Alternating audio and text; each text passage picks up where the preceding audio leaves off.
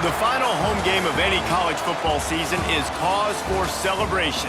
Senior Day, a perfect way to celebrate and remember all of the accomplishments of this group of leaders. Welcome to one of the most beautiful campuses in the country, Miami University in Oxford, Ohio, and home to the Red Hawks.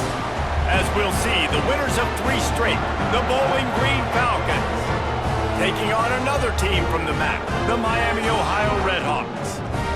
For EA Sports College Football, Reese Davis with you alongside David Pollack and Jesse Palmer.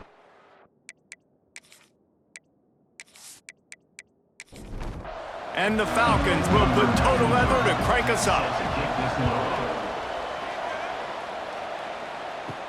And he takes this from inside the 5. He was hoping for something a little more dynamic, but they get him on the ground at the 20. So Miami, Ohio's offense takes the field to start this game off. As we take a quick look at the impact players for today's game, what players did you guys look to for motivation to make an impact during your playing days, Jesse? Well, it was the guys we relied on each and every week. We came into the season expecting these types of guys to be our biggest weapons, and every week those were the guys that had to deliver for us in order to have success. And it's just fun to have those guys that are consistent. Like, they lead by example, then they start to learn their voice and lead the team. But every week, guys that you can count on. They punch the clock, and they're hard workers. Illegal blocking back. Offense. A very productive play until it was wiped out by that penalty, and they'll go back to work.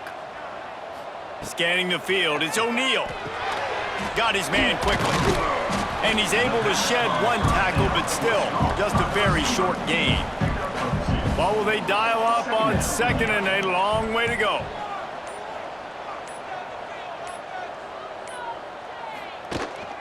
They'll run it out of the shotgun. They stop him cold, maybe gets a yard to the 34. Now facing a 3rd and long. From the gun, wants to pass. He hurls one deep down the left side. And that'll be incomplete. They certainly weren't afraid to take a shot there, and now it's 4th down. The Red Hawks will try to pin them back with the punt. Looks as if they might have a little something going there, but they'll have to kick it away. The Falcons' offense will go to work for the first time today. And David, their quarterback hasn't always blown you away statistically, but he is a guy that the coaches trust. Yeah, and he'll show you some flashes of why you should trust him, Reese. But here's the thing. This is not a guy that we're saying, go win me the football game. That's not where he's at right now in his career. Jesse, And the pass rush is effective, and they tackle him at the 19. The defense just simply not fooled by the play action. Oftentimes, an offense you're hoping the run fake's going to slow down those pass rushers, but man, oh man, they had their ears pinned back.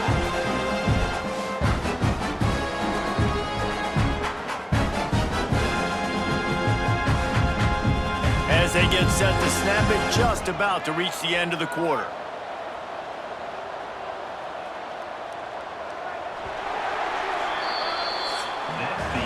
It's been a defensive battle through the first period, and the stats tell that tale.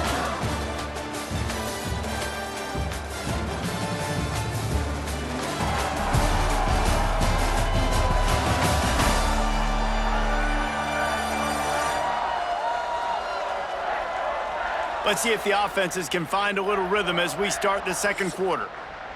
Negative play on 1st down. That's what a defense always wants.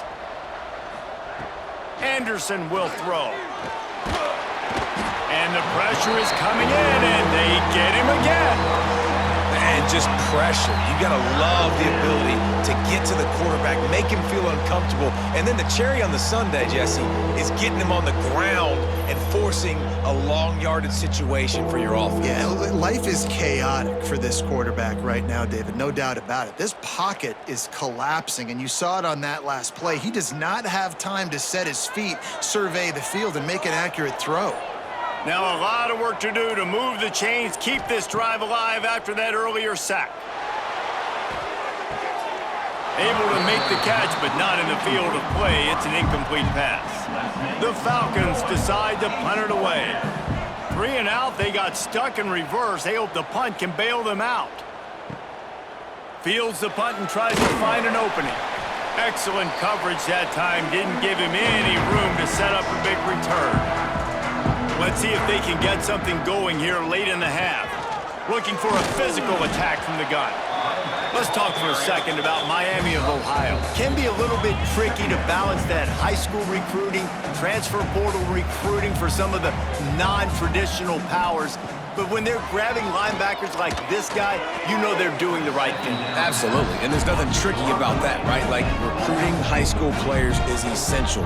Transfer portal is good to supplement, but getting a guy like this that can run at the linebacker spot, it can upgrade your roster immediately. Putting together a real scoring threat here as they pick up the first down at the 36. Looking to throw on first down. With the catch, it's Miller. They stop him almost immediately. Short gain there, and still a little ground to cover to pick up the first. Quickly to the tight end. Brought down just outside the red zone. He moves the chains. It's at the 22. The offense will quickly use a timeout. And the Redhawks have it with a 1st and 10. Wants to throw it. Right down the middle. Got his man downfield. They get him stopped at the 5-yard line, but it will be 1st and goal from there. Timeout called by the defense. It's their first of the half as they'll make some adjustments. Back to throw. It's O'Neal. Lets it fly. Touchdown, Redhawks! Grab the short pass to put the 6 on the board. And the offense breaks the tie, takes the lead, gains some momentum. How big is this, Palmer, now going into the half with the lead, with the momentum? Well, they break the tie, but they also break their confidence a little bit now. The opponent now has to go into the locker room probably down, and they're wondering, what adjustments do we have to make? What do we have to fix? Because we've got our work cut out for us in this game. And let's check in with Kevin Connors in the studio. Kevin? Hey, guys, got a final score in a big top 25 matchup today. Washington went into hostile territory and came away with a convincing victory.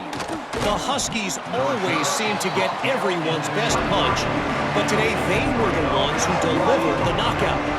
Pac-12 football at its finest, gentlemen. Just when you think you have things figured out, a game like this happens. Kevin, thanks a lot for that one. Sounds as if they had a good one there. We got a timeout here late in the first half, and they'll try to get more points on the board before the break. Flips it out on the screen. Not a whole lot of room there on that screen pass as it just never developed. Timeout is called, and it's the defense wanting to make sure that everyone's on the same page for this big down. The sure hands, it's Lanier. As the offense, you want to get the ball to your playmakers and let them make a decision, let them make a guy miss, but not with that kind of defense. They were all over it right away. No 3rd down conversion for you. Fair catch is signaled and made, and they'll go to work from the 27-yard line. This late in the half, here's the question. How aggressive will the play calling be? Looking downfield on 1st down. Grabbed in the middle, it's Jones. Great pickup as they'll keep this drive moving, and they've got it up to 45. The offense calls timeout, and they won't have any more left this half. Back to pass, it's O'Neal. Fired that thing out in a heartbeat, but it's incomplete. Behind the chains now on 2nd and long. Back to throw, time running short in the half. And that's going to fall to the ground incomplete. That was a physical matchup there. 3rd down coming. From the gun, wants to pass. Just had to get rid of that one to save the yardage on 3rd down. The Redhawks send out the punt unit. This will be the 2nd time they've had to kick it away.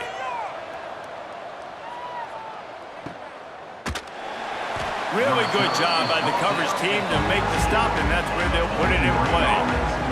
So the offense has had enough. They'll take a knee and wrap up this first half.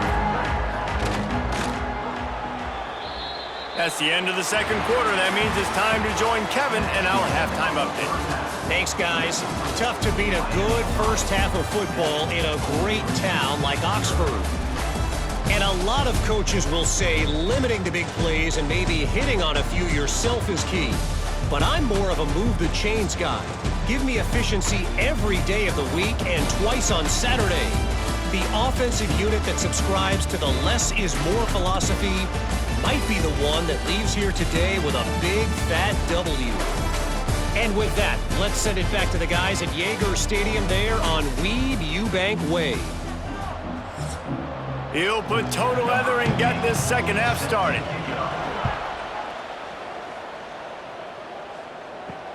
On the move from inside his 5.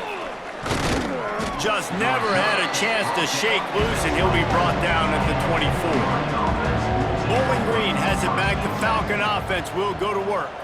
If they're going to get on top in this game, they're going to have to find a way to get the running game going in the second half. Agree, so it can create some more balance, some more unpredictability. I feel like this defense has got a good beat on what they're doing, especially if they don't mix it up a little bit. So I do look for a little second half running the football, Palmer, out of this group. And I think the thing, Dave, is they just got to be more physical. I don't think this is a scheme question about trying different run plays. I think it's up to the big fellas up front. They've just got to make the decision that they're going to be tougher here in the second half so that they can win this game. Anderson wants to throw.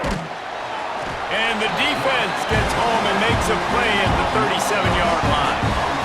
And protecting their quarterback is job number 1, 2, 3, 4, 5, as many as you want to put it on. They got to make sure they take care of him so he can make those plays.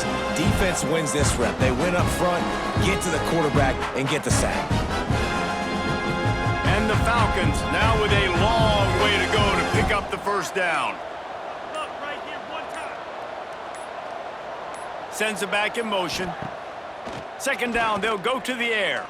Unloads to the wideout. Makes the catch. It's Lanier. And he won't quite get there. But boy, after that pickup, just a few inches to go for the first. An array of possibilities here. And David, on 3rd and inches right there, that's often a decision the quarterback predetermines. Who's my best guard? That's the guy I'm going to try to get behind. And I know that defensively, too, but I'm just trying to dive and create a pile, but it's so hard to stop that play. That's why you see it ran so successfully. And they make the tackle, not before he gets the first down. Now let's see if they rush to the line or let the time run out here in the 3rd. That's the end of the period. It's Miami, Ohio on top. Let's take a quick look at the national rankings to see how this playoff race is shaping up.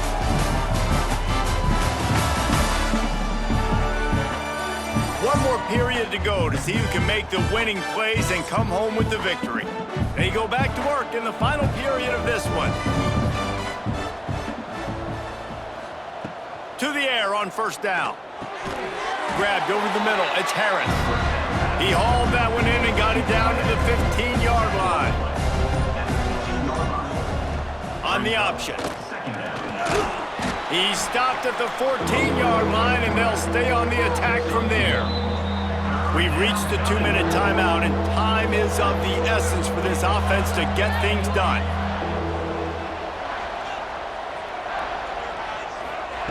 Anderson will throw.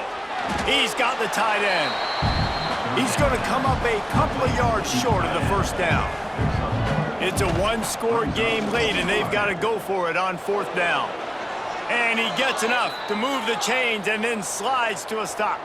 And a big opportunity for this offense to tie the game up in the 4th with a touchdown. Big fella moving. And he's able to shed one tackle and gets a pretty good pickup. They immediately call timeout, trying to preserve every second they can to try to rally here late. Trying to punch it in. Snowed under right at the line of scrimmage for no gain on the play. This offense hasn't been able to find the end zone with the GPS and a slide rule. Can they finally get a touchdown on 3rd and goal? And maybe a final chance to get on the scoreboard here with a touchdown. It's 4th and into the end zone, and it's caught for a touchdown, and we might just have overtime on our hands.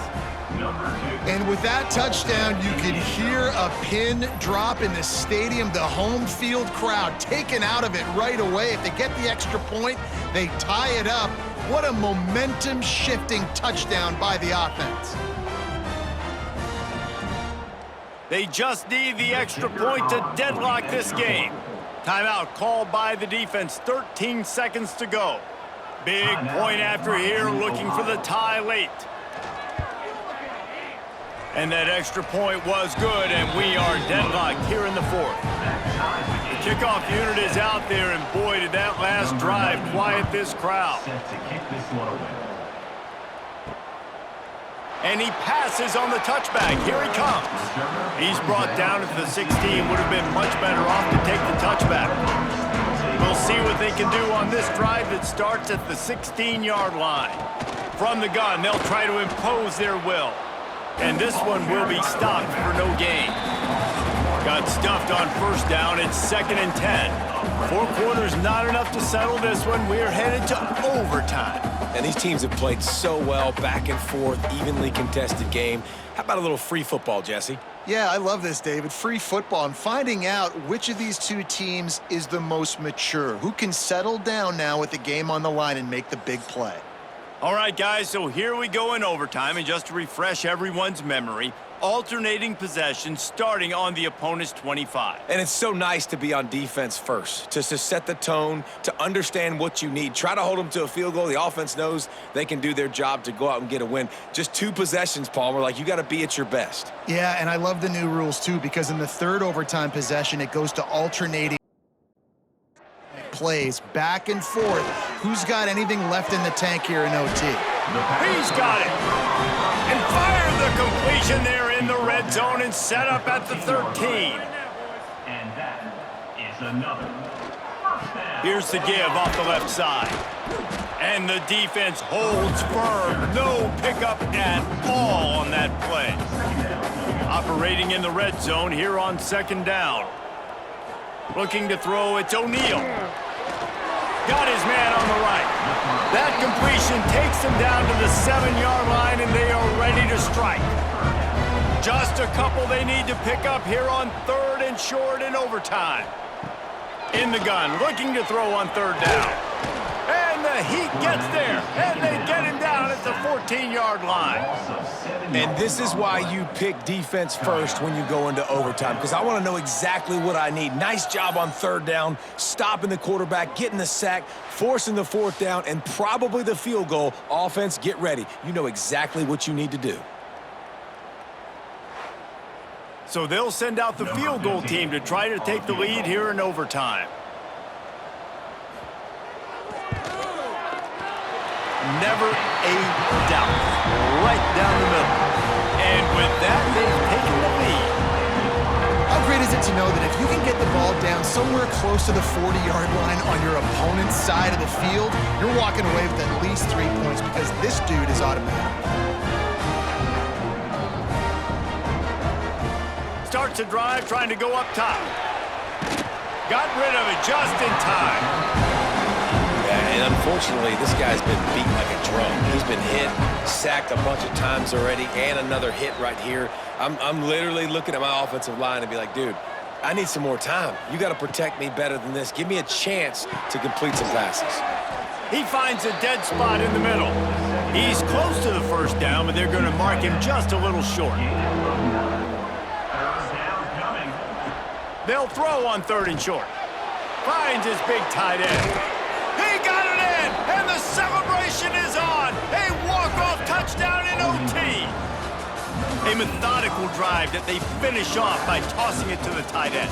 And the tight end, I tell you what, this is a position that's evolved so much, right? And you see him move all over the field. It's kind of like, where is Waldo? You got to find this big fella, especially down in the red zone area. This is the guy they're going to target, then make the big play, get the touchdown. It always comes down to a few key plays in a game like this, but to lose in overtime, just an absolute kick in the gut. It's a kick in the gut, and you remember those exact plays, Reese. The things I could have done a little bit better, or the ball could have bounced my way. Just a few of those little plays make the difference in winning or losing a ball game. And I think as players, too,